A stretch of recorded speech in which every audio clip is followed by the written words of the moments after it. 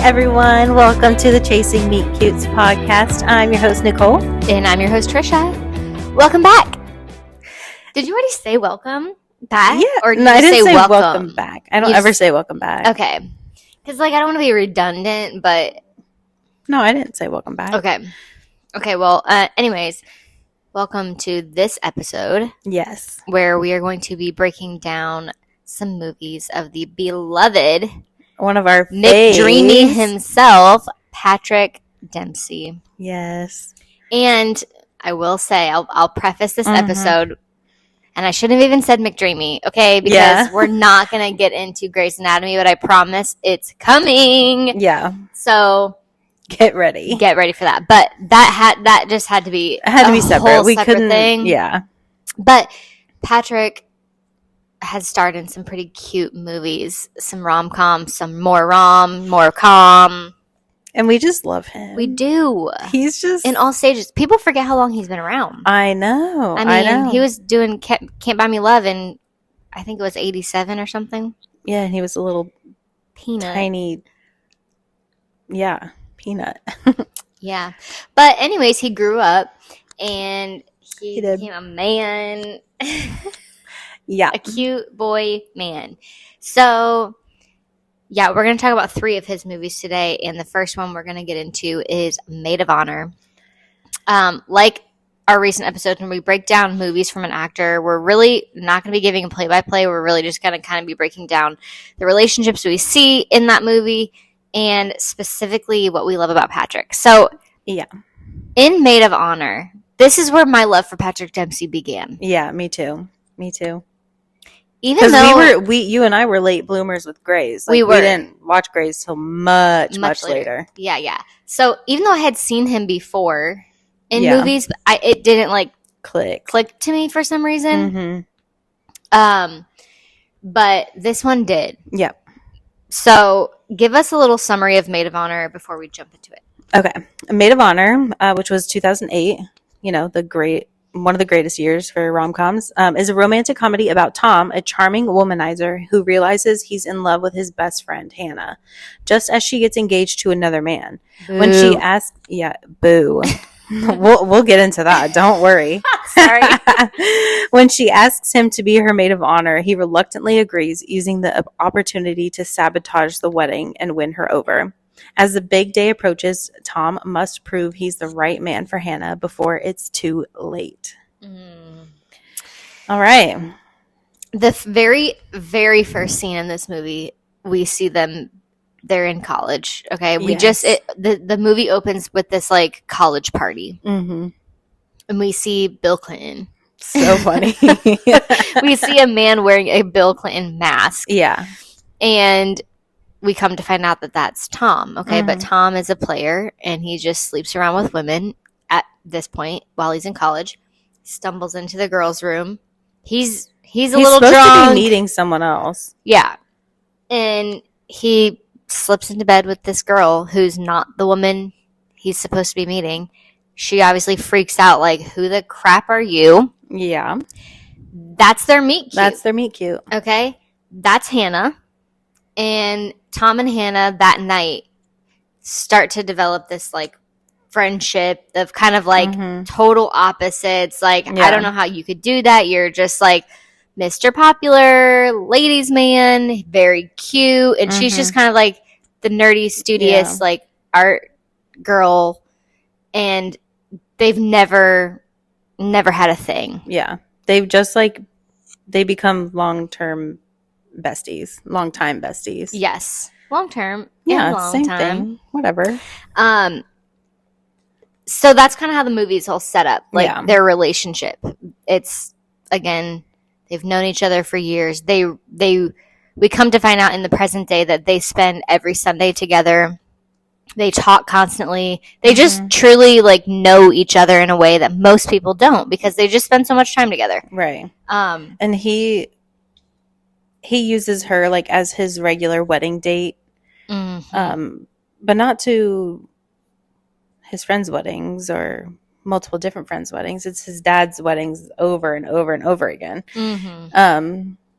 So yeah, she's kind of that wingman Right. And even though, like, she knows how he is, she still just, like, questions him with, like, how can you do that? Like, is this one of your rules? Or what about that rule? I thought this rule would apply. And he's like, no.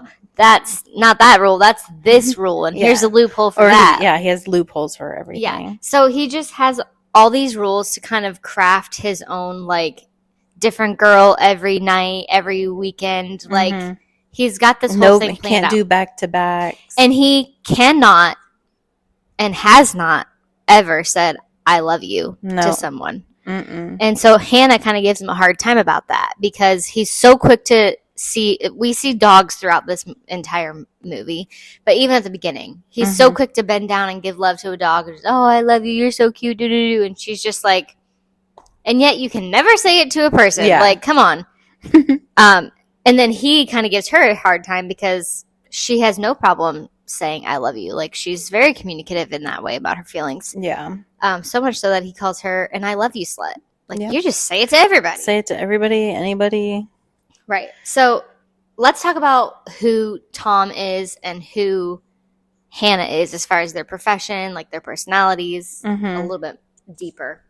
Okay.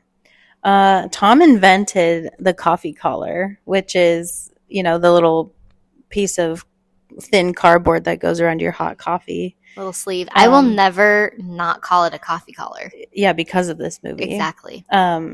He makes 10 cents on the dollar for every coffee collar that's used. And she's just like, she's an artist.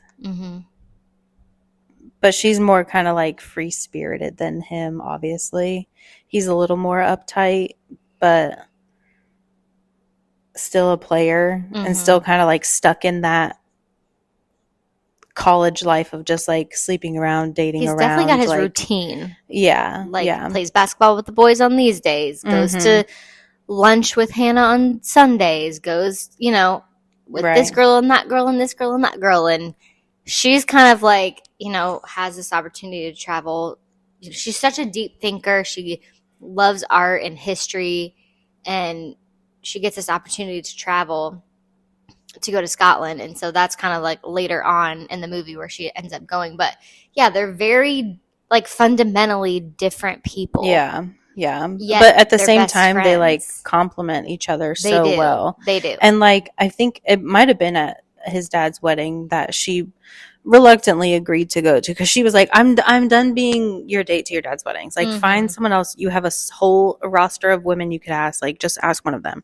Yep. But she ends up going. And they kind of like talk about why they never got together, or why he never tried to sleep with her after that first initial night in college.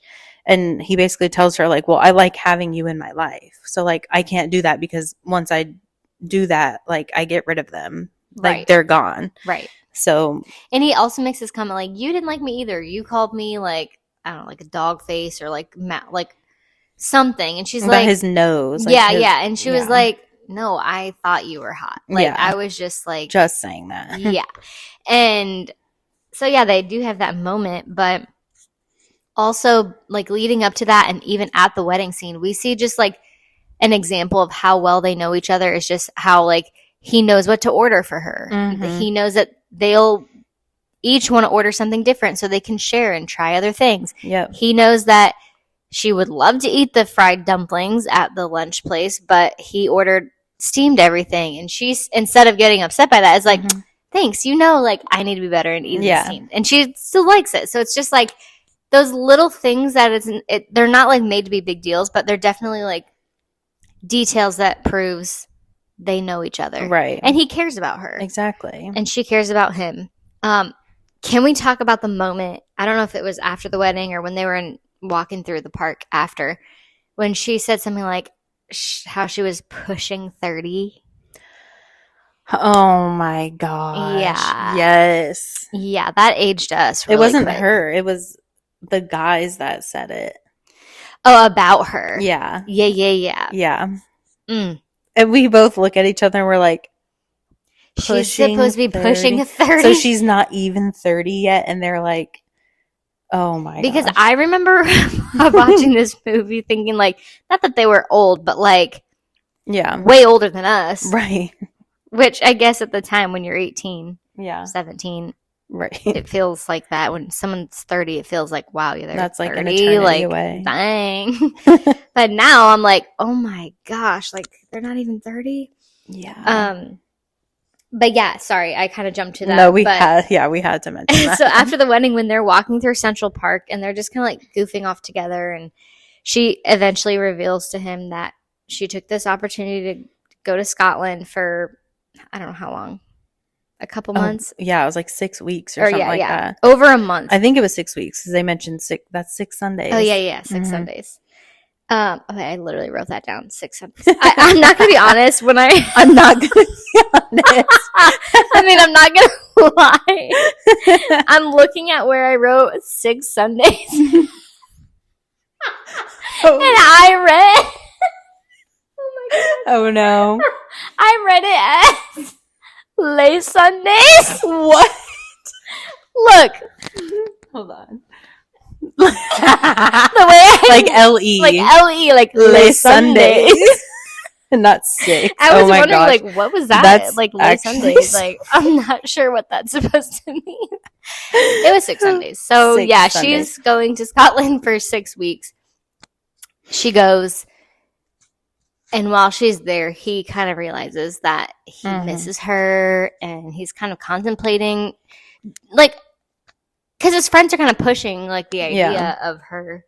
And, like, you see this whole back and forth montage of them, like, trying to keep in touch with each other and calling, and the service is bad, and the time change is, like, or the time zones are so different, and they just, like, can't catch each other on the phone. Right. And then he, like, ultimately admits to the guys, like, because it bothered him so much that he couldn't keep in touch. He's like, I think I have feelings for Hannah. And they're like, no crap. Right. Yeah. And he decides when she gets back, I'm going to tell her. Yeah. I'm going to confess my feelings. And he even goes so far to be like, I'm not going to say anything about marriage, but I am going to tell her how I feel. So he still kind of had some reservations about the commitment. Right. But his feelings were strong enough that he had to tell her. And so they're going to meet for dinner. Yeah. When she gets back, and he walks into the restaurant, sees her, she turns to, like, walk towards them, but then turns back to grab this person from the bar who we learn is Colin. Who, guys, we have some feelings about Colin and Kevin McKidd and Owen Hunt. I mean, I didn't like Colin from the very beginning when I saw this movie, and I hadn't even seen Grey's Anatomy. Exactly. But now that we have seen Grey's and Owen Hunt, we're not detest him even more. Yeah, we're just not fans. Yeah. And it's not even that, like, his character is insufferable in this movie. It's just like he's just, like, not the right one for her. Right. It's like so apparent, and, like, they try to make him look like this big stud, and I'm sorry, like, especially compared to Patrick. Hello, yeah. I mean Tom. So he is immediately crushed. I mean, he was like looming over, like, what am I gonna wear? Yeah. Like, what shirt should I wear? He got her flowers. Like, he came prepared. There's this whole scene of him, like, knocking over the waiter, colliding with him. He pretends the flowers are for someone else or belong to someone else, and so he's kind of, like, quickly, like, trying to pivot the plan and being, like, happy to see her, happy for her. And it's at that dinner where she reveals to him they're engaged, and it's going to be a quick wedding, as in, like, 3 weeks from now or 2 weeks. I don't even know. Yeah, very soon. I think it was 2, but and she also asks him in that moment to be her maid of honor. Yeah. Which is like he didn't decide right away. No. Well, firstly, he's like hee ha ha, like, you're maid of honor, like, I'm a dude, right? And but she wants him to be it because it's her best friend, and so he, goes, contemplates, tells his friends, they're shooketh. Yeah, they're laughing, but they're also like, you got to do it. Yep. You got to do it because this is going to be your only chance. You're going to have to be around her 24/7, not 24/7, but a lot leading up to this wedding. So like it's an excuse to be around her as much as possible. So you have to do it. Yeah. And your goal is to break up the wedding and win her over, basically. Right. And that's the only way you're going to be able to get away with it. Yeah. So one of the most like telling scenes is what I have written next is when they meet with the Reverend. Yes. So Hannah and Tom go to meet with the Reverend, who I don't know if it was just like premarital counseling or something, or Probably. He was going to do the wedding, like go to Scotland with them. I don't really even remember that much of it, but they met with the Reverend, and the Reverend's like asking her all these questions, like asking her just to tell him about Colin and like how they met, like what do you like most about him, all this stuff. And she realizes without saying, like, she doesn't know squat about him. Mm-mm. She doesn't know squat. She can't even express her feelings that she has for him. And also that he doesn't know much about her as well. Right. So Tom kind of steps in and like gives an example of something that he knows about Hannah from ages and ages ago. Mm-hmm. And the Reverend like writes it down or whatever. But it's like, you don't even know this guy.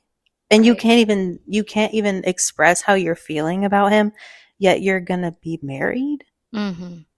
It's kind of a little sus, cuckoo bananas, if you ask me. But yeah, it just proves that not only does he know her better, just like time wise, but like that's a deeper detail about like something Hannah values that he recognizes and remembers. And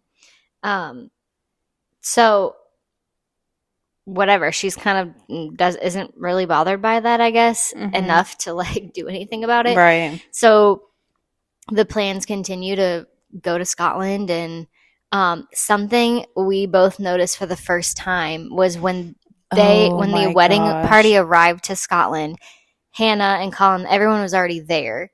And when their cars pull up and they get out, she's greeting all her bridesmaids. They each get a hug, whatever.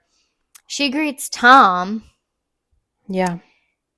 Tom kisses her right smack on the lips. Right on the mouth. Okay. Like now, they're cheek kissers. Like, that's how they greet one another all the time, as like friendly greeting. Yeah. You know. This was a full like lips, like not like how you kiss your grandma. No. Okay. I was like, what? We had to rewind it. Yeah, because we've seen this movie so many times and never noticed that. I don't know how. Me neither. There's a couple things we were like, I never heard that before. But you can almost see it on her face too. Like her reaction a little bit was like, oh, like she was maybe a little surprised by it, but not in a bad way, if that makes sense. Yeah. Like she wasn't like, what are you doing? Yeah. Like she just kind of like maybe took her by surprise, but like didn't think much of it. I don't know.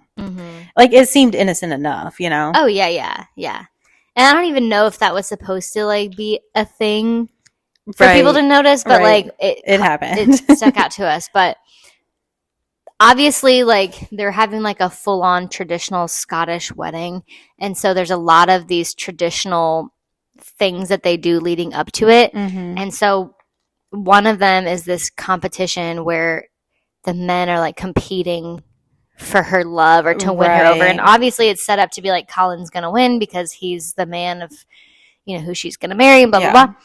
Well, Tom's like, okay, this is another time we see him being like, I don't care if I'm a string bean. I am going to put everything out there to show you that I am the man for you. And it's obviously a funny moment because he is smaller than Colin. Yeah. And so far, like, he's just felt like less than Colin, like, even in the basketball game. Like, he, like, totally dominates accidentally because he's never even played really before. And so he just feels kind of, like, demeaned, if that's a word. Yeah, totally.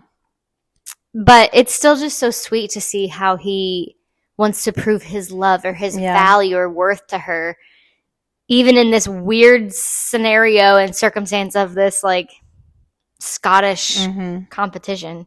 Yeah. what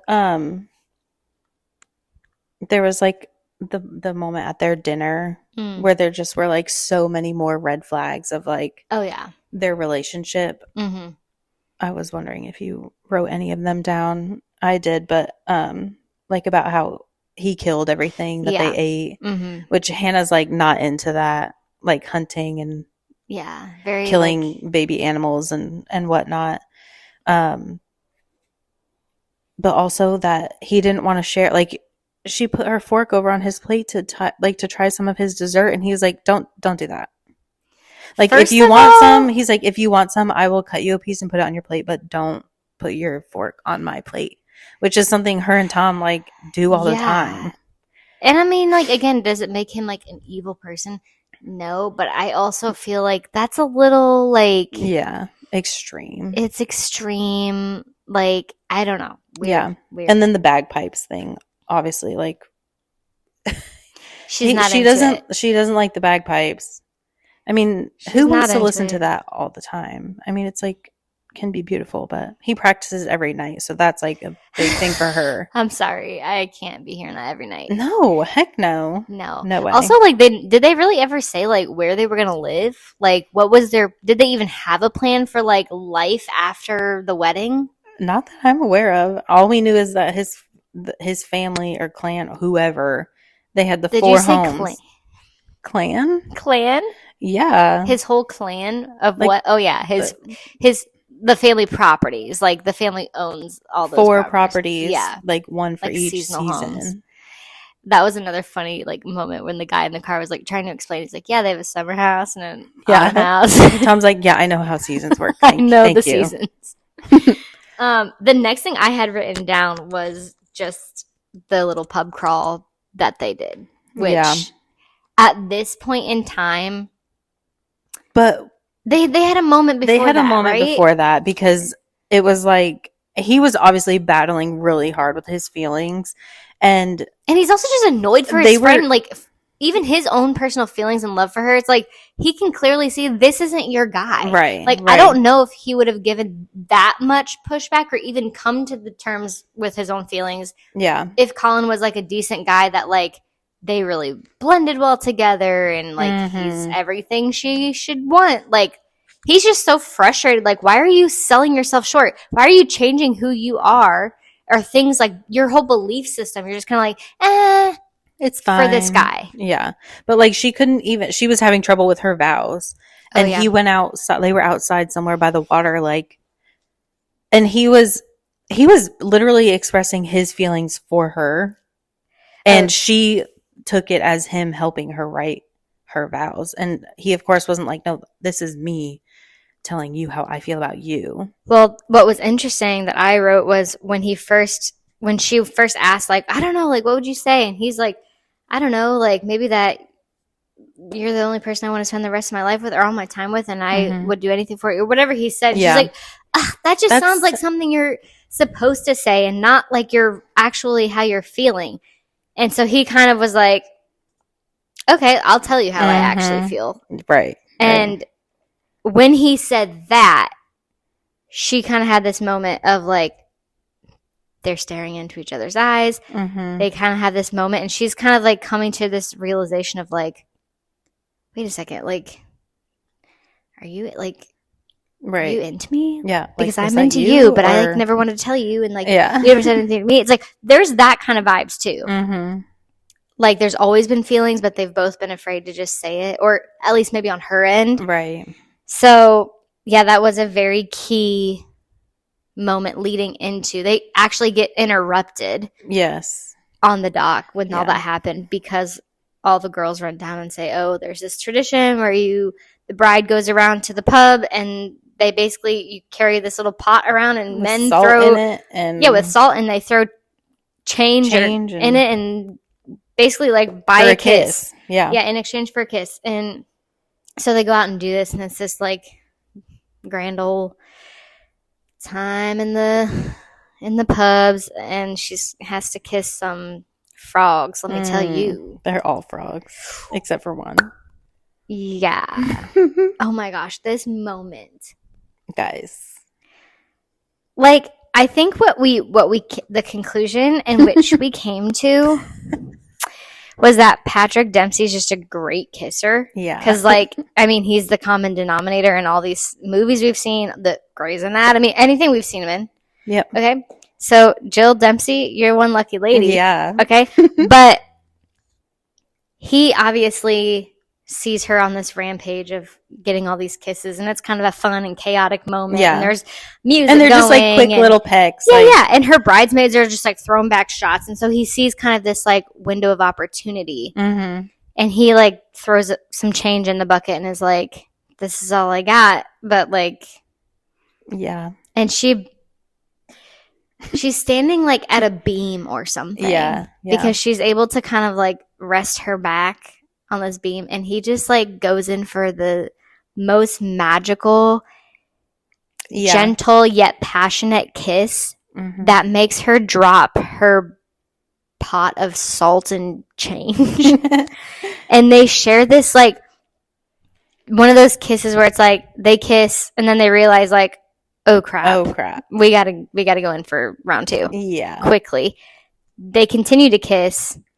And her mom catches this entire interaction from across the room. Yeah, she about chokes on her drink. Right. And in a good way, because she loves him. Yeah, she's like, I think she's kind of like, well, duh. It's about time. Hello, finally. It's about time y'all kiss. Mm-hmm. But that kiss was just 10 out of 10. Oh, yeah. And that moment, to me, like, sealed the deal. Even for her. Like, even at that moment, she was like, I'll throw this whole thing away. Yeah. And go with you. Yep. But the night obviously gets carried away, and they don't really get to talk about it until like later on that evening. So, talk about the conflict. The conflict. I mean, he is like starting to spiral at this point because he's like, I have like less than 12 hours to like figure this whole thing out with Hannah, and obviously they just shared this super passionate kiss, and yeah, he's spiraling. But what's her name? Melissa, played by Busy Phillips. Woof. She just because of the character she plays, I don't know Busy in real life. Obviously, right. She always plays an annoying, like eye roll, like ugh.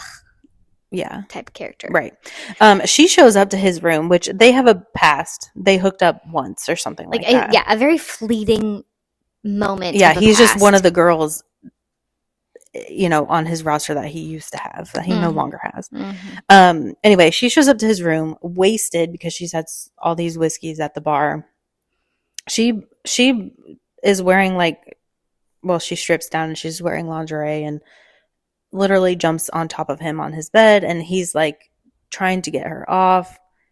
It's not really working. Hannah, on the other side of this castle, literally castle, yeah, was also spiraling about the passionate kiss they shared, and she is going to go to Tom's room. Like, she's going to go talk to him. She gets there, the door's cracked. She sees Melissa on top of Tom, and it looks bad. It looks bad. Really does. And it's like she knows the past that they've had, and she knows Tom's history and tendency. So she just figures like he doesn't have self-control, and that kiss probably meant nothing to him, I guess. Right. So Tom throws Melissa off him. He tries to run after Hannah, goes to her room, and is like, that moment, it was the sweetest. It just was so sad and sweet, and he's just at the door, like, kind of just whispering into the door, like, telling her not to marry him, like, don't marry Colin. It's just like, it really was so sad. And he was asking Hannah, like, just tell me why you came to my room, even though he obviously knows the answer to that. Right. Hannah's not really buying into the whole thing. She's still very upset. She's doubling down at this point. Like, because she's made up in her mind, like, she's decided what that moment was, and not even really, like, willing to hear him out. Yeah. To actually believe what he's saying. Right. So she basically says, like, I'm marrying him. Yeah. Like, that's decided. Yep. So he Yeah, he tells her, like, well, then I can't be your maid of honor. And he decides he's going to go home. Which, like,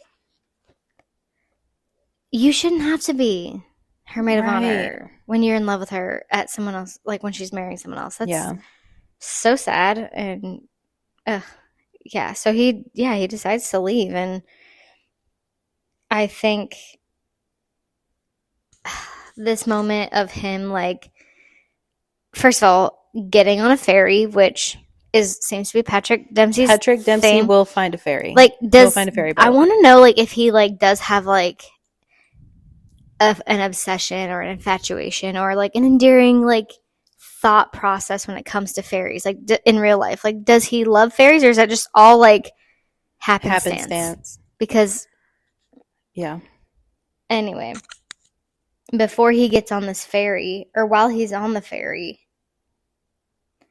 he's kind of, like, thinking about her, obviously. And wait a second. Does he even get on the ferry? She's on a ferry.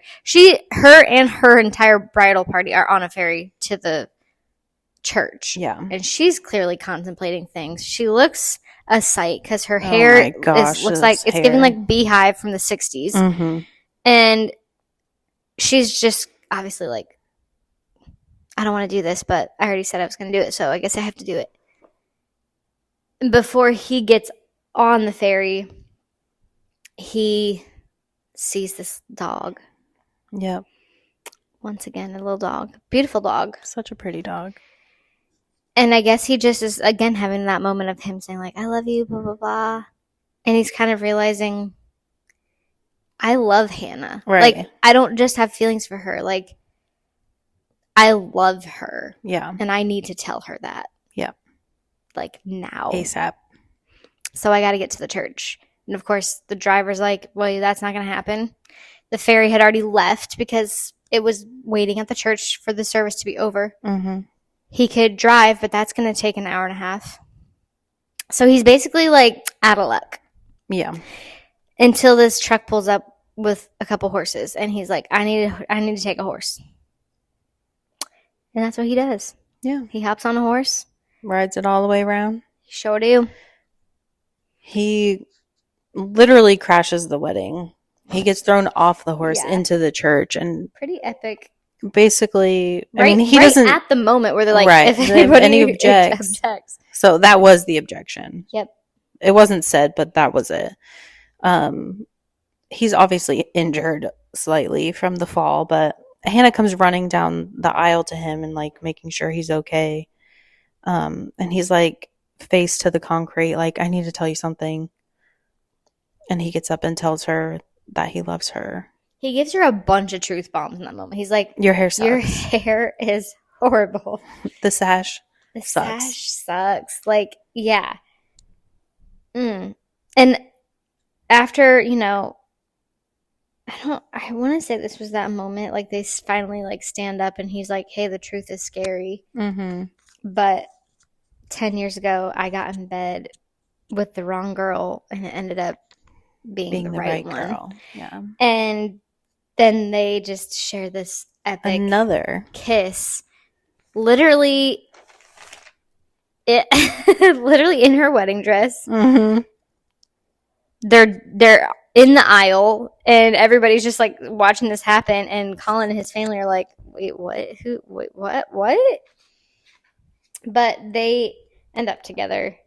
They have their own wedding. Flash forward. Which was beautiful. She looked stunning. It's like on a rooftop in the city. It was much better than this. Much more Scottish wedding. Yes, exactly. And they live happily ever after. They do. That final scene of them, like, where they're in bed and they're just kind of, like, laughing, and just, it's like a real life moment between them. Yeah. And it's just like, yeah, like, this works. Yeah. Like, don't try to fix something that's not broken, kind of vibe. Like, they were so good together as friends, and I don't know, I think that's where this movie in particular kind of maybe bends the argument a bit of, like, can men and women just be platonic friends? Mm-hmm. And I think a lot of people will, like, die on the hill of, like, yes, they can, absolutely. And other people who I know would die on the opposite hill to say, no absolutely way. not. There's just no way. There's no way that at some point either the man or the woman's gonna catch some type of feelings or whatever, or the other one gets in a relationship and like that dynamic has to change. It should change. Totally. And so I think with their dynamic, that was like the point that their friendship kind of came to a head where they're like, the dynamic between us has to change. But we don't want it to. Yeah. And girl was like gonna fully live in Scotland. Like that was her plan. She wasn't gonna be coming back to New York. Yeah. So then obviously he would have lost her altogether, but right. He didn't. But that's just such a good one. A great Patrick movie. And also, how do you say her name? Michelle Monaghan. Yeah, she's great in that movie as well. Yes. So let's move right on to our next movie that Patrick was in. This one is actually before that one. I think it was in like 2003. 2003. Yeah. Lucky 7. Tell us about Lucky 7. All right. Lucky 7 follows Amy, Kimberly Williams Paisley. Almost forgot her name. A woman who, as a child, mapped out her love life based on her late mother's advice, planning to marry her 7th boyfriend. When she falls for her 6th boyfriend, Daniel, she panics and starts dating Peter, played by Patrick Dempsey, as a placeholder to stick to her plan. However, as she spends more time with Peter, she begins to question whether fate or love can really be planned. Yes. So we have Peter, Patrick Dempsey's character. He is the owner of this bagel shop in Seattle, I think is where they live. And we have Amy, who is a lawyer in a very big and busy law firm. Like she is married to her work. Yes. So really the first meet cute we see them have, or the first moment, we don't know exactly their meet cute, but the first initial moment we see on screen between them is her going in to order some, coffee and bagel. And he waves her forward to come kind of cut the line, and he already has her bagel and coffee ready for her. And they just kind of like chat it up. He clearly is like kind of into her maybe. Yeah. And he's like, hey, I noticed, whatever your boyfriend's not here with you. It hasn't been here in a few weeks. Like, what happened? And she's like, oh yeah, we won't be seeing more of him. Like, it's a good thing. So then he kind of takes that opportunity to ask her to go to this wedding that he has to go to for a friend. She like immediately turns him down. It's like, oh, I'll help you find a date though. Yeah. Like, I know I can think of some people. Like, let me think on it. And he's like, well, I wanted you to go with me. And she's like, no. Like, I'll find you someone good. Like, don't worry. He's kind of like bummed out. Yeah. Which totally. is like, he just got rejected. And for whatever reason, she just wasn't interested. Whatever. Weird. Yeah, I mean, that alone, yeah, weird. And as she's walking out of the coffee shop, she bumps into this guy who she had briefly met earlier. Yeah, at the tennis court. At the tennis courts, named Daniel. And she kind of really likes Daniel, okay? She's attracted to him, thinks he's like very, he looks good on paper. Yeah, has his stuff together. He does. He's in like business or something like that. Yeah, basically what I wrote down was he's a poop head. Yeah. I don't really know what else to say about him, but for whatever reason, Amy doesn't see him as a poop head at this point. She's just like, here's my number, like, and poor Peter has to just watch this whole dynamic go down right after he was rejected by her, and he's like, wait, I thought you had to like rush off to the office, and she's like, yeah, I did until I like ran into Daniel, like, and he's just kind of like, girl. But we see her go on a date with Daniel, who, again, is technically number 6 for the boyfriend situation, and her mom told her on this bogus, we'll get to that timeline, that she would marry her 7th like serious boyfriend, right? But anyway, she goes on this date with Daniel, and I don't know where they are, but in some sort of like downtown like a Chinatown It's type like deal. celebrating like the Chinese New Year or something like that. And there's like they kiss and there's fireworks, like actual fireworks in the background, and she's like has this moment of like, oh my gosh, the fireworks. My mom told me about the fireworks. Even though she knows darn well that's not what her mom was talking about, because her mom specifically said not real fireworks, like it won't be that. We're gonna but anyway, in order to manipulate this timeline of boyfriends, she decides I'm gonna go to this wedding. I have to end things with Daniel. Yeah, I have to end things with Daniel because he can't be number 6 because I like him so much. Like I think he's supposed to be number 7. Right. So in order to manipulate this bogus timeline, she agrees to go to that wedding with Peter. Let's talk a smidgen about this timeline because really the entire movie is based around this timeline that her mom created for her, like you said, when she was 7 years old. And sadly, the mom was dying and kind of did this as like probably just like a memento for the daughter to keep. Right. It was something for her. She explained this timeline to her. Like, and when you're this, you should do that. When you're in high school, you should run for, you should run for class president. And then before you go to law school, take a year off and go see Europe. And you're going to have all these boyfriends along the way, but like, don't rush into the first one. And the idea behind it is like very endearing and sweet. Like, but she completely latched on to this timeline as like, this timeline is my mom. Right. And this is how my mom influences my life today. Right. And she gets so wrapped up in it. And even there's a couple times even her dad like will say to her like, don't, you know that that's not what she meant, or like just I don't know, kind of like, sure, use it as a guideline if you want, but like whatever. Like you don't have to. You don't have to. But she's just so dead set. Like she became a lawyer. Like her mom wanted her, or like mentioned. Yeah. Because she was like, oh, you can become a doctor. And she was like, oh, blood. I don't want to deal with blood. And she's like, okay, then a lawyer. And she, at the age of 7, she's like, what does a lawyer do? And her mom explains to her, they argue and whatever. Yeah. So it's like, so she like becomes a lawyer simply because her mom wrote it on this piece of paper at the age of 7. And really, it's not like, well, my mom was a lawyer and her mom was a lawyer, so I want to follow in their footsteps. It's like her mom was just like coming up with stuff off the top of her head and like trying to put together some like decent life advice along the way. Like what she said about the boyfriends was good. Like, don't jump into your first high school relationship. Like that may not be the person that you're going to marry. Right. So like, don't get too stuck in that place. Like, that's great advice. But we see her kind of get towards the end of this timeline, and the timeline ends at number 7. Right. Like when you meet number 7, that's going to be the man that you marry. And that's where the timeline ends. And we don't know why. That's just where it ended. That's as big as the piece of paper was. Exactly. So, that's literally the why. We find out the dad kind of basically makes that same comment towards the end. But so yeah, Amy is just dead set on following this and knows that, okay, if I want to manipulate and make this timeline work, I got to ditch Daniel for now, put him on the back burner because I need him to be number 7. And she, in that moment, remembers, wait, I can make Peter number 6 if I go to the wedding.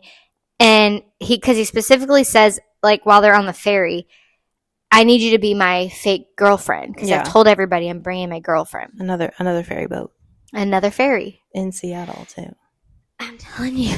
So she then is like, okay, cool. Because if he calls me his girlfriend, then like that satisfies number 6. Number 6. Yeah. And then all Daniel has to do is call me his girlfriend, and like that'll be that. And that's it. The timeline is complete. Right. But the timeline does kind of get set to the side, and we see some like actual connection happening between Peter and Amy during this whole wedding. So let's talk about the wedding weekend. They're going to Orcas Island and selling to everybody that they're in this relationship, which I love when he first kind of like brings that idea up. He's like, we don't have to like be like, we can be a couple that just like fights, or like we don't have to be like the best couple ever, but like I did say that like I'm bringing my girlfriend. Yeah. They're like, we can just be the couple who fights so that like when we quote unquote break up, like it's not as big as of a surprise. But she like wasn't. She's like, no, we're gonna be the happiest couple ever. Right. We have to make this work for the timeline. Exactly. I thought it was funny too, like when they first hold hands at the wedding. That was like another thing her mom put on the timeline, that their hands would fit perfectly. And like she has this like they're holding hands and she has this moment of like, oh gosh, like our hands fit perfectly. So you can see it in her eyes. The wheels are turning again. She's starting to panic. There's like, wait a second. There, like now she confused. Can't figure it out. Like, yeah, I thought that was kind of funny. And it's like, even though they were kind of in this fake romance, a lot of their interactions, well, really all of their interactions were very genuine. Like, oh yeah, even in the very beginning, they were, playing this croquet. It was like a tournament or something, and she had never played before and didn't know how to stand or hit or whatever. So he comes up behind her and like shows her, and she's thinking like, oh yeah, this looks good to everybody. I bet she's gonna freak out like when she sees us doing this. Right. But then it's just like him just like doing those things, and they just kind of, and they're like friendly, like they know each other again from the bagel shop. So they're just kind of learning about each other this whole weekend too. About like, she finds out she asks, what's your favorite color? And like, where did you go to school or college or whatever? And he says brown. And she's like, ew, like brown's your favorite color? He's like, no, that's where I went to school.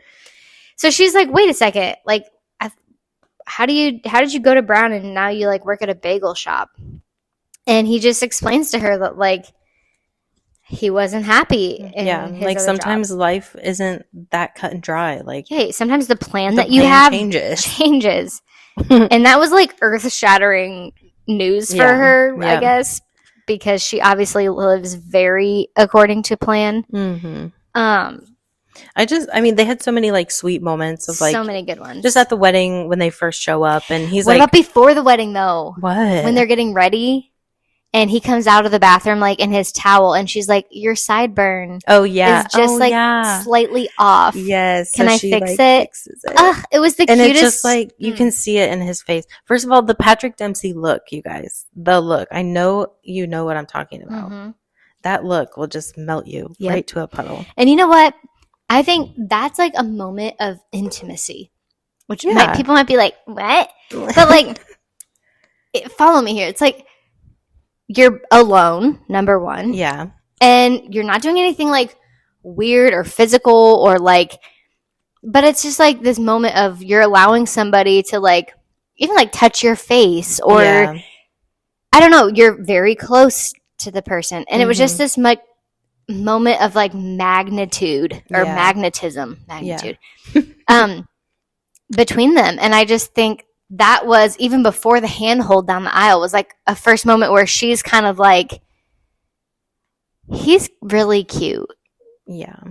I think I like him. And he's already obviously like, yep, I like her. But yeah, talk about the wedding. So they're walking up to the wedding. They're kind of like rushing because they're a little bit late. But he just like is asking her simple things like, "Are you okay? Like running in those heels?" Like, because they're kind of having to set a fast pace here to get to their seats. And he asks her if she's warm enough. Like, all just like little things that are just so, they're just so sweet. And like, he's such a gentleman. I don't know. That's all that I really had about that. But I mean, and I don't know when it was, but when he was like asking about her mom, I think maybe it was during the reception or something. He made a comment about her mom, as in like the fake conversation. The friends were asking, like, have you met? They were asking a question to Amy, like, have you met his parents? No, not yet. And he said, yeah, like her dad's not so sure of me. Like he's a little skeptical, but her mom, like, oh my gosh, like she just can't wait for there to be a wedding. Like she's dying to just have like a big reception. And like, obviously he doesn't know that her mom has passed. Yeah. But he did see a picture of her and her mom when she was 7. That was in her apartment when he went to pick her up. And so she does bring it up to him afterwards because he kind of notices like she's kind of shut down a little bit. Yeah. So when they started to dance, he was like, hey, is everything okay? Like, yeah, he just like started asking her questions about her mom, which I think is so sweet too. Not to like, he didn't like fully shut that down and like not acknowledge it. Like, you know, he was asking about her and he said like that she was so beautiful and like you look just like her, aka you're so beautiful. Exactly. So yeah, they start dancing together, like a slow dance. And the thing I just loved about that whole reception scene was like, this was a moment, I mean, even earlier in the wedding festivities, but at this reception, they just have fun together. Yeah. They're sitting with his friends. Comfortable together. Yeah, they really are. Like, they look fantastic together. Yeah. Okay, 10 out of 10 on-screen chemistry. For sure. But yeah, they're just like being goofy together. He's like, you know, he did that like gross thing about like how do you make the chicken pot pie, and he like puts all this food in his mouth and then opens it up, kind of like a seafood joke, you know? Yeah. And they're just all cracking up, and I'm sure it was like a you kind of had to be there moment, because I was like, that's kind of nasty. But anyways, they all thought it was so funny, and they're just like having a genuinely great time. She's not like waiting for this weekend to be over so she can get back to Daniel. She's just in the moment with Peter. And so after the dance, they kind of have this moment where they walk out and sit on the rock. And they're just continuing to talk about random things. He's asking about her mom or some other things, I think. Just like sweet conversation. And there is a moment where she says to him, like, so like, should we like come up with like a good fight? Were they talking about the timeline or something where she like tells him he's number 6? I have that written down, but I don't know when it was. I don't think so. I think that was like the next morning. Yeah. Because this moment was like, there was no like weirdness at all. She says like, hey, should we come up with a reason like that we can like start a fight and break up so that nobody's surprised when we don't end up together? Or because she said, I'm starting to feel bad about lying to your friends. And he kind of agreed. And she's like, well, we should maybe like stage a fight so that they're not surprised when we don't end up together. And he just says, who says we won't end up together? And they just he gives her that Patrick Dempsey look, and they share a kiss that turns into, you know, them making their way back to the room, and more kissing happens, and they do married people things. Yeah. And the next morning, okay, they both obviously had some drinks in them, but like it was very like a consensual, both like obviously consensual, but like I mean like they were both like very into it. Right. Like it wasn't like she just felt bad for him, but like she was very into it herself. But the next morning, the first thing I had written down was like, ugh, Amy, like the very first thing she does is roll out of bed, go in the bathroom and call Daniel. Loser. Like, who? Like, you weren't thinking about him this whole time, and now all of a sudden. And also, like, you just slept with Peter. Right. It's so disrespectful. Yeah. Yeah. It's because of the timeline. She just was, like, freaking out. She is. And, like, we even said, too, it's like, we feel bad for Daniel, too, because he has no idea about any of this. He's just kind of, like, at this point, casually dating her. And so I don't know if Peter realizes she's on the phone with him. I think he probably does, because he knows about Daniel. Right. And he kind of walks in on this conversation where she's clearly making plans to like meet up with him like later that night. Yeah. But they decide to like go to breakfast, and that's where he brings up, or the whole like timeline conversation happens. Yeah, she basically just tells him about the timeline and that he's number 6. And she like wrote it all out for him. Placemat. Yeah, and he basically tells her like the timeline is ridiculous.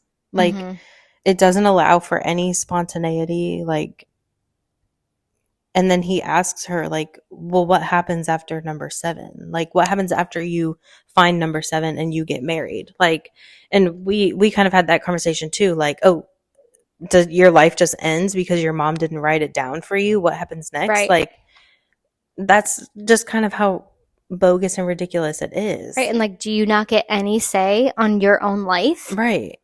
Like,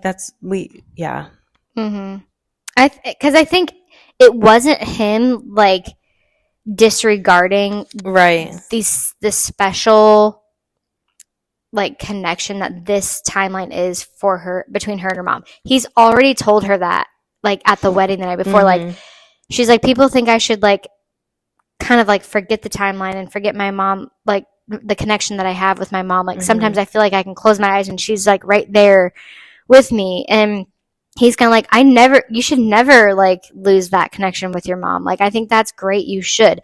So him saying this about the timeline wasn't to say like, who cares what your mom would think about your life. It wasn't like in a rude way or no, anything. And I think at this point he's obviously gathering that she's not as interested to continue whatever they have as he is. And it's solely because of the time. Exactly, because at one point he was like, okay, so I'm number 6, but like, why don't you just take a chance on me? Right. Like, let's, like, just take a chance with me that maybe number 6 will work. Exactly. And I don't know if it will or not, but like, that's the whole point of life. Right. So, yeah, it was like a conflict, like a conflict of interest for her because she felt kind of attacked by that, I think. But well, and he had also, before, we didn't really mention when they went on the kayak, like he also got her to admit before that like she hates her job as a lawyer. Yep. So like this is just another thing where he's like trying to, not in like a manipulative way, put it in her head, but like, hey, just remind her, like, you don't even like your job as an attorney. Like, and even more so than that, it was, I hate my job, but I don't really know what I want to do. And he was kind of like, so you can do whatever you figure want. It out. Right. And that whole concept to her was this like, I can't even imagine a world in which like I don't have everything wrapped up in a 10-year plan. Right. So, yeah, that moment on the kayak was a very sweet romantic moment too, I think. Not like they kissed or anything, but just like, again, like this shared experience that like actually meant something between the two of them. Because she had said, like, I've never said this out loud to anybody that I don't like my job. Yeah, exactly. He knows what they have long before she knows, you know? But yeah, so the breakfast conversation kind of went downhill because she was just like, well, I got to get back to Daniel. I can't be hanging around here all day. Like, because he had made some plans. Right. Like she's like, you can't just be making plans without like asking me, like, blah, blah, blah. He's like, okay, fine. Now, before they head out of town, they run into his friends that they had been hanging out with all weekend. And they kind of set a date in the calendar to come back and meet at some breakfast spot. At like a later date to have, like, the 4 of them hang out again. So then they say their goodbyes. They take the ferry back, get back into the city. Daniel's like literally greeting her there at the car. And they go on basically a little date where she meets his friends. And they ain't all that special. She tries to pull the old, how do you make this recipe joke? I'm going to put all the food in my mouth. The crab cakes. That didn't land. It didn't land. It just didn't land. Which, again, it is kind of gross. But, you know, she thought it was hilarious. But pretty quickly, okay, so her and Daniel have this moment, this date, and they go back to her place thinking that they're going to, like, hook up. But she, like, clearly doesnting want to. So she's just, like, taking her sweet time in the bathroom. Like 45 she's, minutes like, cleaning. She's shaving every part of her body. She's doing her nails, just doing everything. Her eyebrows. But hurrying up to get back to him. Because she realizes, like, I don't want to do that with him. Like, I'm still in my head. So, sorry, I feel like I'm, like, taking over this moment. But no, go ahead. She's like, you know, they wake up the next day because he had fallen asleep, so nothing happened. They just, like, wake up the next morning, and he's already basically ready for work. And she wakes up, and she's like, hey, like, we should do something today. And he's like, what are you talking about? What do you mean do something? Yeah, like she suddenly wants to be spontaneous. Yeah, she's like, we should just like play hooky and I don't know, like go do something fun. Yeah, she's like, it's a sunny day in Seattle. Like we never see this. Right. And he just like shuts her down and he was like, yeah. But he's like, go to work. Yeah, like, haha, that would be fun, but no, we couldn't possibly do that. We both got jobs and we got to get to work. Yeah. So she does go to work, but when she gets to work. First of all, in that moment, that was like confirmation for her, even after last night, that 100%. Daniel's a poop head. She finally comes to that realization. Yeah. Like, he just wants to, like, grind, which, like, she did too, but she's finally, like, coming to her senses a little bit. Like, yeah, she's realizing maybe this isn't really the way I need to live my life. But she does go to work, and when she gets there, she quits her job. She sure do. She does. She quits her job and she immediately goes to the bagel shop to look for Peter, and he's not there. Yeah. And she does have one final moment with Daniel. They're like having dinner that night, and she tells him like, so I quit my job today, and he's like, you did cool, what? You going out on your own? Oh yeah, you're going out on your own, like thinking, oh, this is a good thing. And then she's like, no, I don't know what I want to do yet. That was a complete red flag for him, which again, I'm not saying that's a bad thing. Right. But that wasn't a cool thing for him, and she just obviously was like, you don't understand, like, I hate what I do, like, I can't be doing this anymore. Yeah. And in that moment, when she was like, yeah, I don't know what I'm going to do, and he was like, let's just go on a vacation, you can pick anywhere you want, clear your head, and then you'll be ready to go back to the office. Yeah. And she's just like, again, like, you're not even listening to me. Like, you're hearing me, but you're not listening. Yeah. And I think she was just like, yeah. And at some point, like, before that, when he was talking to his friends, he called her his girlfriend, which made him number 7, quote unquote. Which she had been waiting for. She was waiting for, and she acknowledges that would make you number 7, but then she, like, dumps him. Yep. She's like, finally realizes, okay, this is stupid. Right. This is not right. And she dumps him. So, I don't know if it was when, I think it was then that she finally admits, like, she has this moment with herself, like, oh, like, my mom didn't mean it literally. And it's like, because she does have another conversation with her dad again about the timeline, and he has that moment where he's like, listen, like, if your mom like had the time, she probably would have written out however many numbers she could get to. Like, she was just wanting to like share this every last moment with you that she could, and like, this was just like a guide. It wasn't like a rule book you had to follow. Have to do this, and you need to pick whoever your number 7 is going to be. Like, that's up to you, right? Like, you've got to be happy with that choice. And so she goes after Peter, and I guess she kind of realizes at some point that it's the day that they were supposed to get breakfast with the friends that she had met at the wedding weekend. And so she goes there, the friends, she like, hey guys, goes to sit down, and they're like, hey, we know this whole thing was a lie. Like, you don't have to pretend. Good. Like, it's cool. We just feel bad that, Peter felt like he had to lie about having a girlfriend. Like, and she's just like, but it wasn't a lie. Like, none of that was a lie. Like, where is he? And they tell her where he is. And they're at that same breakfast place that they were when they kind of ended things. So, of course, she gets there and can't find him. So she sits down, orders whatever she's going to have.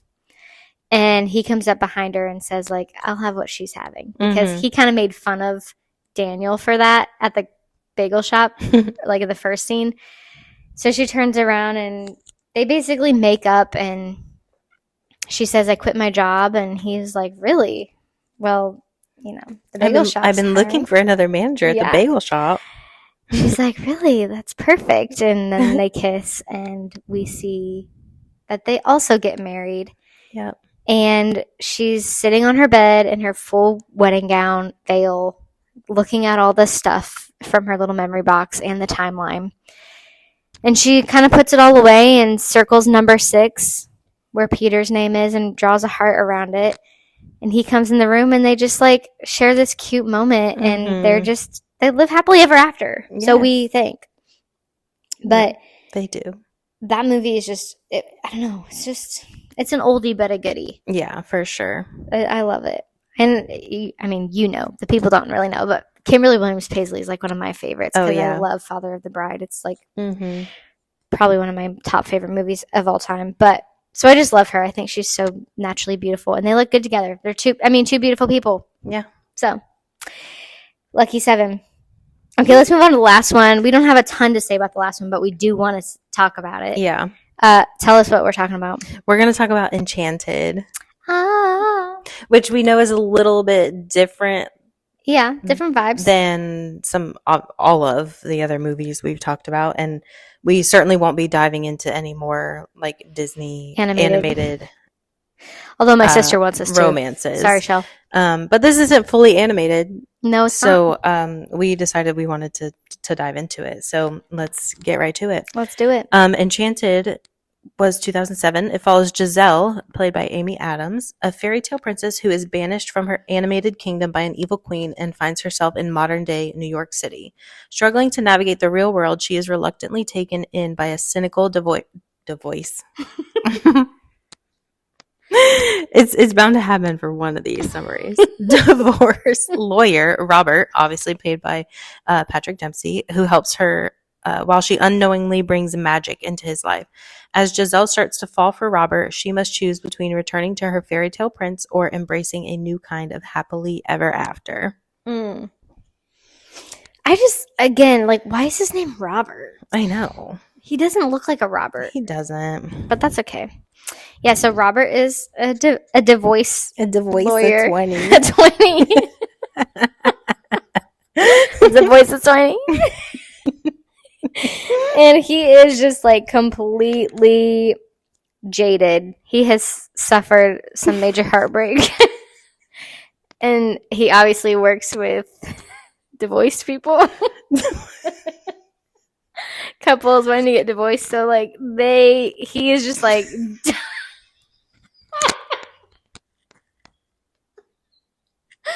not the wheezing. Guys, okay. We always have our big timeline up like on the TV. Nicole just zoomed in on the title of this one, and I accidentally wrote Enchanted. But she said divorce, so that's why I had to bring this up, because I couldn't suffer on my own. Oh gosh, okay. So sorry, y'all. Anyways, yeah. Robert is very beaten down. He is total skeptic when it comes to love and marriage and all that, because he's just suffered heartbreak himself. His wife left him and his daughter, and he works with people that are falling out of love, and he helps them secure that. Right. And Giselle is obviously a princess from Andalusia, and kind of comes into this reality. What happens to that scene?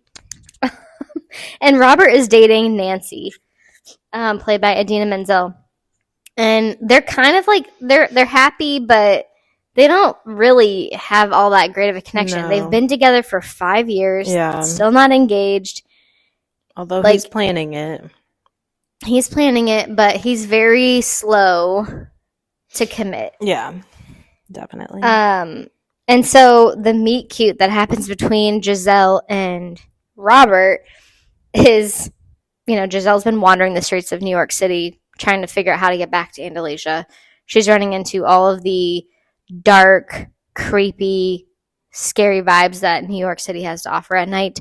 And she finds herself walking up this billboard to this like ad for something that has a castle. Yeah. And she's like trying to get in. Yeah.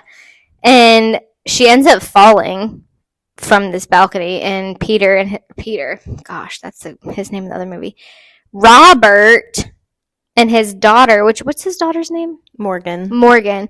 See her, and they obviously, when she falls, goes to, or does he they see her up on the billboard, and he gets out of the the car and is like, hey, like, get down from there. Like, what are you doing?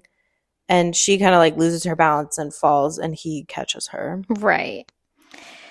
That's right. So that was their meet cute. I mean, falling off a New York City billboard. Dang. But they ultimately, he can quickly tell, like, she's kind of like out of her mind. Yeah, like, she she's needs cuckoo. some help. And the daughter's like, let's just let her, come over and spend the night. Like, he agrees that, like, okay, you can come over, but, like, I'm calling you a cab and I'll send you wherever you need to go. She's, passed out on the couch. Definitely, yeah, she's totally passed out. And he ultimately just, like, looks at her and kind of empathizes with her and decides not to call a cab for her and let her stay the night. And the next morning is, like, the scene of where she's singing Happy Working Song, and she's, like, cleaning the whole house before she gets ready and cutting up his curtains to make herself a new dress. And she's getting out of the shower when the daughter kind of gets up and goes to, like, say, like, hey, get up. There's, like, animals and bugs all over the apartment. Rats and pigeons. Everything. So they kind of, like, clean everything up, get all the animals out, and he goes to, like, bust up in the bathroom, which I'm like, brother, did she not close the door? He knocked. Sort of. And she said, but it was, like, kind of open. So she's, like, stepping out of the shower, and he sees her, like, oh, sorry, like, didn't know you were in the shower. And of course they, like, fall out of the door right when Nancy happens to walk in the door, and she sees them together, and it looks bad. She's just, like, straddling him in the hallway, and of course it looked bad, and Nancy's kind of like, I'm out of here. Yeah, see who's ya. this girl? And it was so cute. Like, there were so many moments where Giselle obviously lives in a fairy tale, and she's like, you didn't think we kissed, did you? Like, we didn't kiss. Or maybe she says that to She's him. like, does she think that we kissed? Yeah. And he's like, yeah, something like that. Right. So he's, like, totally, like, they kind of had this, like, enemies to lovers kind of thing, if you will. Yeah, I mean, she was never. He's just that. like you already said, though. He's like a total cynic to her idea of this true love, this fairy tale. Yeah. Like, it's so simple. I mean, she was complete opposite of Robert, where you say, like, he's very slow to commit. She was very quick to commit to Prince Edward, and, like, they were about to get married when they had literally just met each other less than 24 hours ago. Right.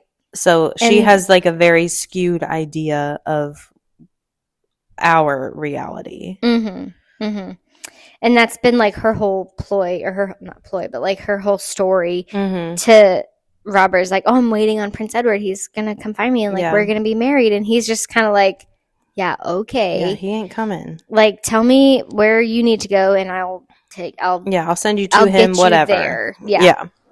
He really does want nothing to do with her at first, obviously. And he sends her off with some money after she compromises his job, because she was in the office with him, like, as a tag along, and he's working with this couple getting divorced, and she's like, oh, you're so her eyes are just sparkling, like, you're so lucky to have her. Meanwhile, like, they're literally getting a divorce. So it's like, okay, you're interfering with my actual life, my job, like, you gotta go. Yep. So he sends her off with some cash. She gives it away. He's like, oh my gosh, heaven help this woman.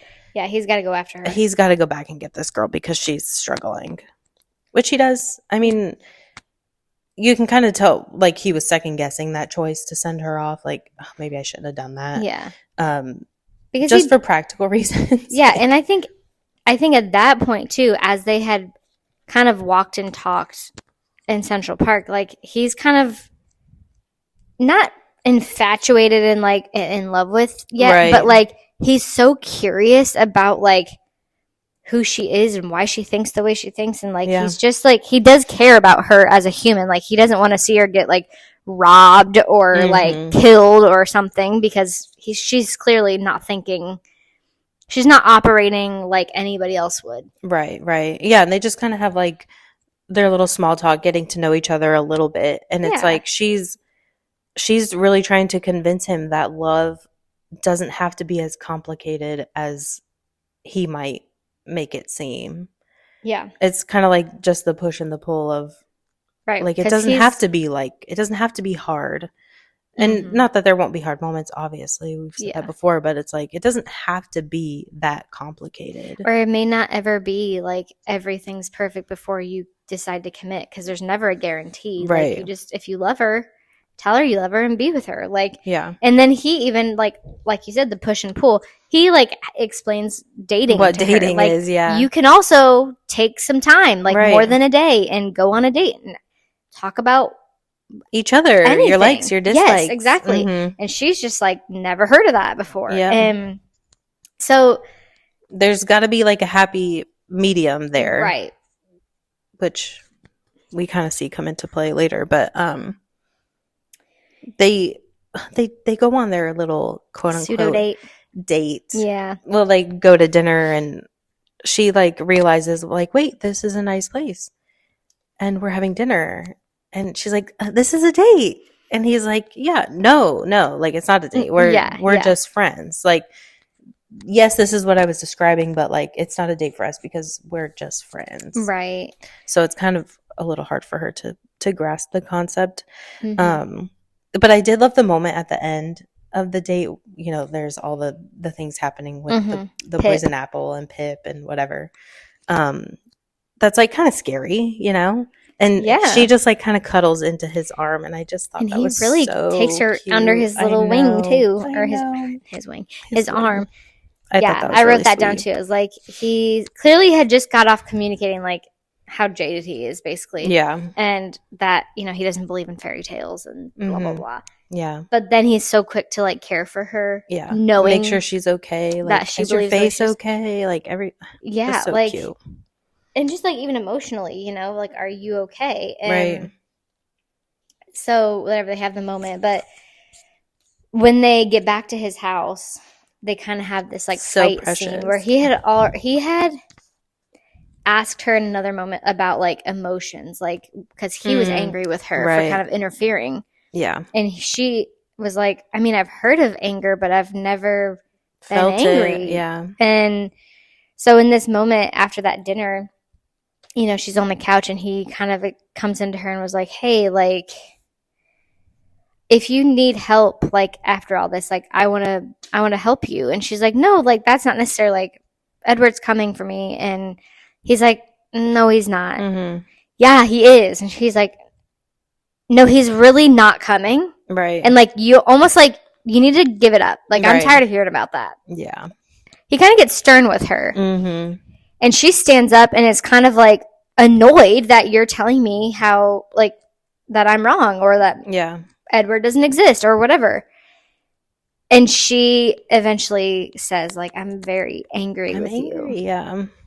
And he's kind of like into that. Like, he's like, okay, yeah, like, you're angry. Like, you're finally showing something I'm familiar with. Right. And also just, like, you're real. Right. Like, you're a human. We feel stuff. And it's not all, like, rainbows and sunshine. Exactly.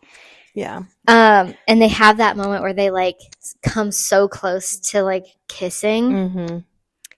But they don't. And he turns away quickly and walks to bed. But I thought that moment also just showed, like, you know, he showed some restraint there, some self-control, because he's still in a good place at this point. Like you said, he's in a good place with Nancy. Yeah. So even if he's starting to have those feelings, he's like, I can't do that. Like, there's got to be a boundary there.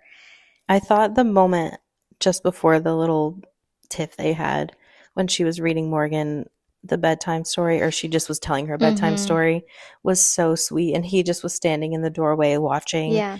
And he gave that look again, and he just was, like, at that point smitten. Oh, yeah. So, like, he knew he's in trouble. Yeah.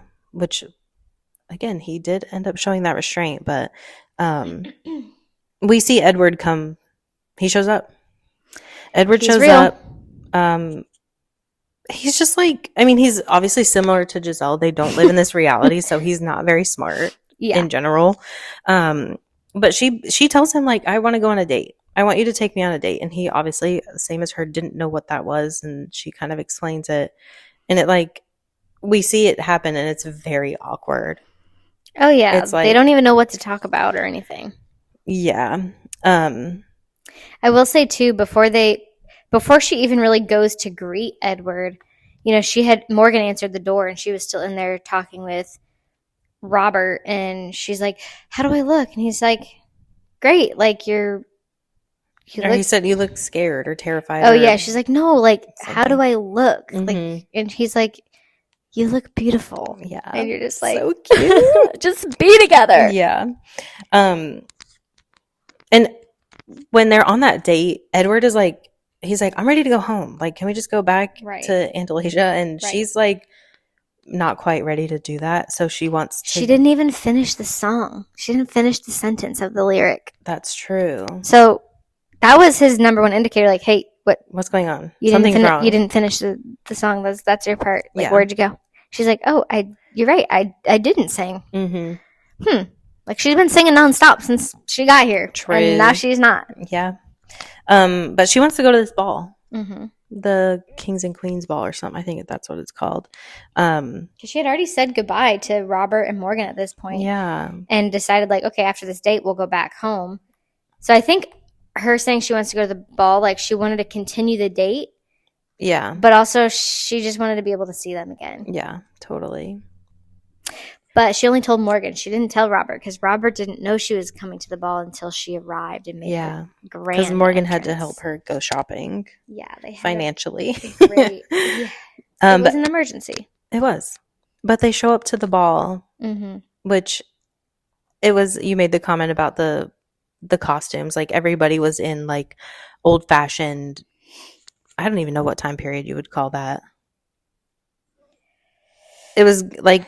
Not quite Bridgerton, but yeah, something like that. They were all dressed up, but she was wearing, like, a modern dress, which was so funny. Like, but, that's like, her form of, like, dressing differently. Yeah, but she looks stunning. So she shows up to the ball.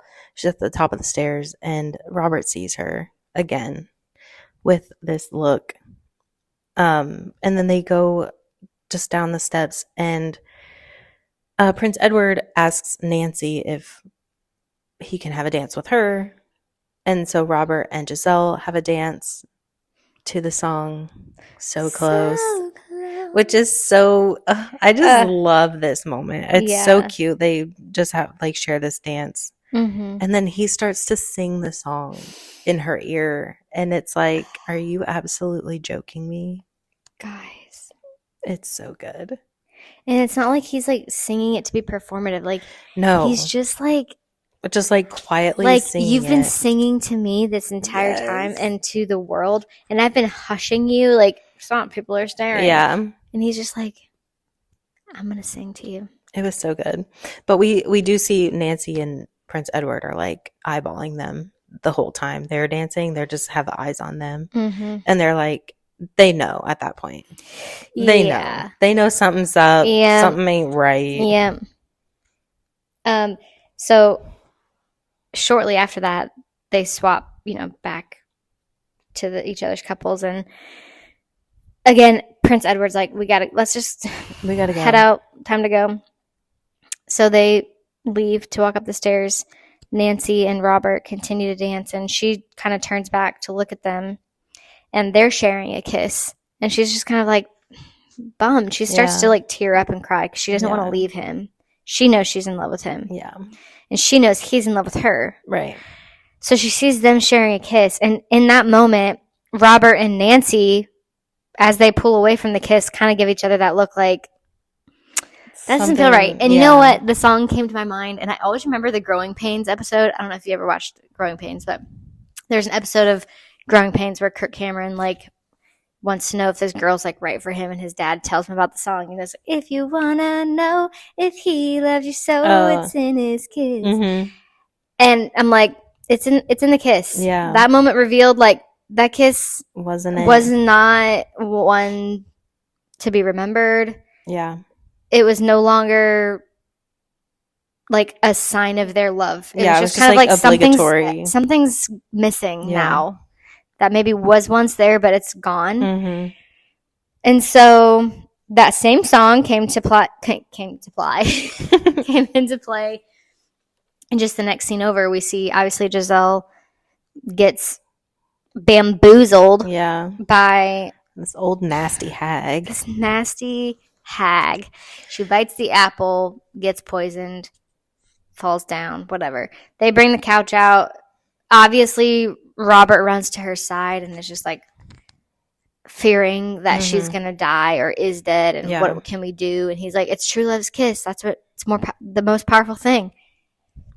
Yeah. Of course, Edward's like, you're right. Yeah. I better kiss her. And he does. And again, if you want to know if he loves you so, it's in his kiss. And that kiss did not wake her up. So it wasn't true love. And so we see Robert. They both, like you said, that Edward and Nancy were they already knew that they were in love. So they're like, well, I don't know. What else can we do? There's like 1 minute left before it's too late. Yeah. Edward Nancy's like, just kiss her, Robert. Just do it. It's okay. Yeah. It's okay. Just like, I know, like we're done. I get it. I see it. I feel it. Whatever. Yeah. So Robert turns to Giselle and he just whispers, don't leave me. And then kisses her, obviously. She wakes up and says, I knew it was you. And then they just keep kissing. And they live happily ever after. They do. They do. They really, and not only was their love the whole prominent romance we see, but the love between this new little found family between Morgan added into the mix. It was their final scene of them just running and dancing through the house, was just so sweet. It was just really bigger than just their love for one another. Yeah.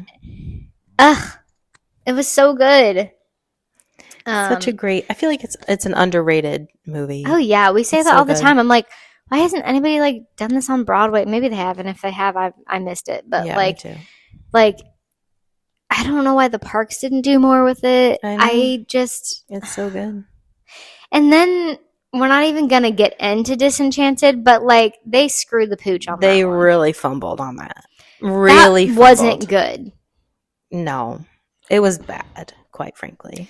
So that's very unfortunate. But Enchanted, aka Enchanted, as I call it, great movie. Yeah. And again, the key takeaway, I think, is that Patrick Dempsey is a great kisser. He's cute in all these movies. Yeah. He always has great chemistry. Great partner. Oh, it doesn't even matter who he's up against. No. It's going to be great. Yep. So stay tuned again for our thoughts on Patrick Dempsey as McDreamy in Grey's Anatomy, because that is coming. That is coming. So we'll get in. This is not the last time we're talking about him. No. Don't you worry. So thanks for tuning in, guys. I know this was a longer episode, but we appreciate you listening. Give us your thoughts on each of these movies. Which of the three are your favorite? Yeah. Is your favorite, and why? And if you disagree with anything, any of our takes, we want to know. Yeah, we do. Because this is just our opinion. Yeah, we want to chat about it. Yeah, but 10 out of 10, 5-star movies. 10 out of 10, 5-star guy. Yeah. We love Patrick. So, all right, guys, we'll see you in the next episode. Bye.